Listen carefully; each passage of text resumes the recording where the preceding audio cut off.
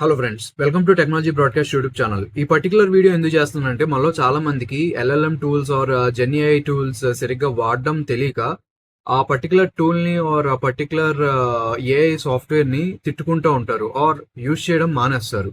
ఏంటంటే సపోజ్ మీరు text generate చేయాలి ఆర్ కోడ్ జనరేట్ చేయాలనుకుంటే popular LLM tools like ChatGPT, Google Gemini, Claude and some other tools వాడతారు. అదే media generate అంటే ఇమేజ్ జనరేట్ చేయాలంటే Runway ML, Leonardo AI etcetera వాడతారు. Videos అయితే VO3 గూగుల్ వాళ్ళది అండ్ ఓపెన్ ఏఐ వాళ్ళది, Sora, ఇంకా సమ్ అదర్ టూల్స్.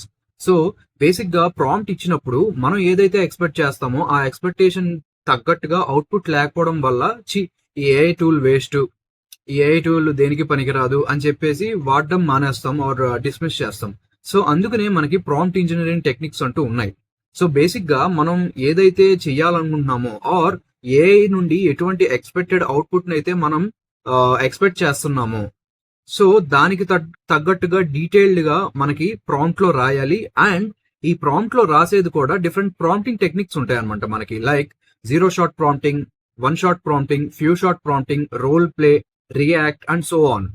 సో మన యూస్ కేస్ కు తగ్గట్టు, ఆ పర్టికులర్ అప్లికేషన్ తగ్గట్టు మనం ఇన్ని విధాలైన ప్రాంప్ట్ ఇంజనీరింగ్ టెక్నిక్స్ వాడుకుంటూ ప్రాంప్ట్ ఇస్తే అది మనం ఎక్స్పెక్ట్ చేసే విధంగా అవుట్పుట్ ని జనరేట్ చేసే ఛాన్స్ ఉంది. ఆ అవుట్పుట్ ఏదన్నా కావచ్చు, టెక్స్ట్ అన్నా కావచ్చు, ఇమేజ్ అన్నా కావచ్చు, వీడియో అన్నా కావచ్చు, ఆడియో అన్నా కావచ్చు. ఆడియో అంటే background music or songs, so on. Okay, so ఇటువంటివన్నీ తెలుసుకోవాలి. ఎన్ని ప్రాంప్టింగ్ టెక్నిక్స్ ఉన్నాయి అంటే మన ఛానల్లో ఉన్న ప్రాంప్ట్ ఇంజనీరింగ్ కోర్స్ బ్రాకెట్ లో థియరీ ఇన్ తెలుగు అనే వీడియోని చెక్ చేయండి. Okay, thanks for watching.